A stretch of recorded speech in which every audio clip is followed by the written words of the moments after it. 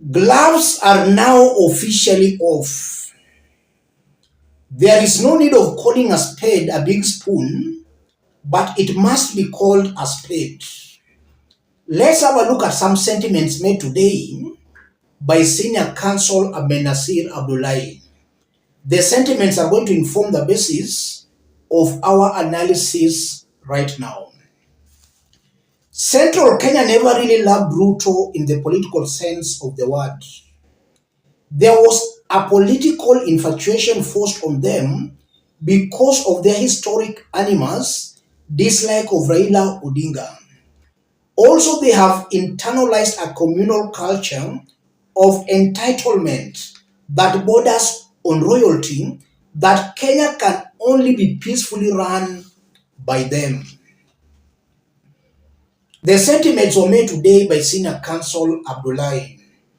And in a layman's language, Senior Counsel is saying Central Kenya voted for Ruto because of their hate for Raila Odinga. They never loved Ruto in the first place. And I think that's not something new. I've been explaining that quite often in this forum. Central never loved Ruto. They voted for Ruto because of their hate for Raila Odinga. Senior Counsel is also saying Central Kenya's got some self-entitlement, that they are the only people who can rule Kenya. I want us to dig deep into this for Kenyans to understand exactly where the truth is. In case you are watching us outside Kenya, drop a comment, let us know from which part of the globe you are watching us from. If you have not subscribed, subscribe, give the video a like. Let's proceed. I want Kenyans to listen to me very, very well. Here we don't beat about the bush. We say it as it is. Looking at the next election of 2027, assuming the status quo was to remain the same till that time, we will be having two camps, Ruto's camp and Rigath's camp, assuming the status quo remains the same. Whether Rigathi Gachagua will be on the ballot or not, he will be controlling the other camp. He will be the person calling shots in that other camp.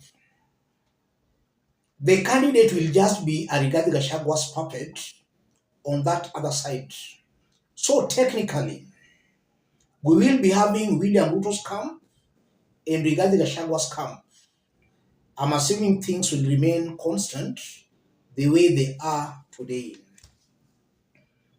So it's up to Kenyans to make a choice, either to go with William Ruto or to go with Rigathi Gachagua and his team. It's up to Kenyans to make that choice. Let me also say this. If today Rigathi Gachagua decides to join William Ruto,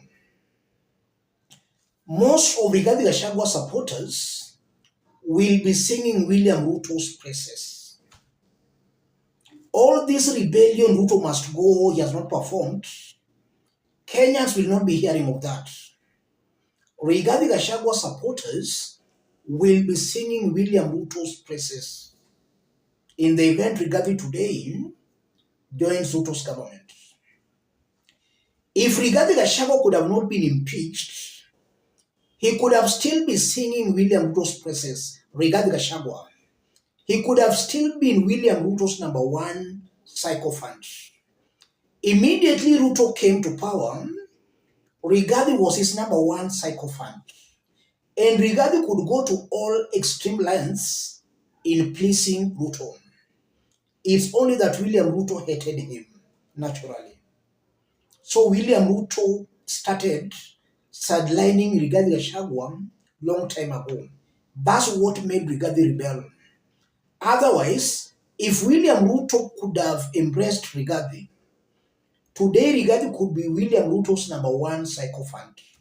And even today, If William Ruto extends an olive branch to Rigathi, Rigathi will join William Ruto's government and he will defend Ruto's government. So as Kenyans say William Ruto must go, we all know Ruto has performed below par. But what are the alternatives? What are the alternatives?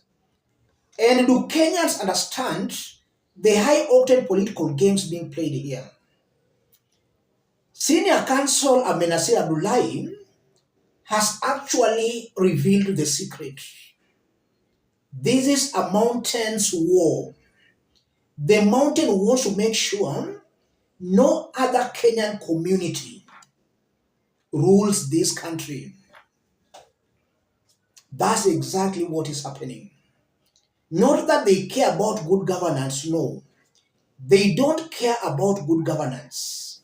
As long as their person is the one ruling this country, whether that person rules badly or not, the mountain will always support that person of theirs. So they are rebelling, saying Ruto must go because Ruto is not from the mountain. That's exactly what is happening here. What's the way forward, ladies and gentlemen? I've always maintained that Kenyans should go the Gen Z way. But looking at Kenyans, chances are very high only a few will choose to go the Gen Z way. Only a few. Majority will not go the Gen Z way. So it's up to Kenyans to make a decision. Do they want Rigathi and his team to come to power, or do they want to keep Rigathi Gachagua and his team out of power? Kenyans must look at all those options and possibilities. From where I sit, the 6 regions that have been voting or going to the opposition, all along they have yearned for good governance. Only that they have never been lucky to have one of their own at the helm of this country's leadership. But inwardly, they have been longing for good governance. Those are the areas that have been going to the opposition. These ones that have been forming government, they don't care about good governance. And unless Kenyans wake up, these individuals don't care about good governance. These ones who have all along ruled, they can come back and Kenya will be back to square zero. The only way to stop that is for Kenyans to make sure these people understand the importance of good governance. And the only way Kenyans can make these people understand the importance of good governance is by Kenyans supporting a bad regime. That's the only way at least Kenyans will make these ones understand the importance of a good governance. Let Kenyans join hands in supporting a bad regime. Let this be a transition, a learning period. If Kenyans can do that, then maybe in future, Kenyans will have learned the importance of good governance. But if we go, Ruto must go, but we don't even understand the options, we will be back to square one. We'll start afresh, and it will take years for us to come out of that hole. I don't know whether I'm clear on what I'm trying to say, but that's the truth. If Kenyans want good governance, then each and every person must know and appreciate what good governance is all about. And for each and every person to appreciate that, they must learn the hard way. The 6 regions already understands the pains of having bad leadership. One region has not yet understood it. So they must be made to understand it. And the only way they can understand it is by Kenyans supporting this bad governance they imposed on Kenyans. Let me stop it there. If you are watching us but you have not yet subscribed, subscribe, give the video a like. Let's meet in our next analysis. Thank you. God bless you. God bless Kenya.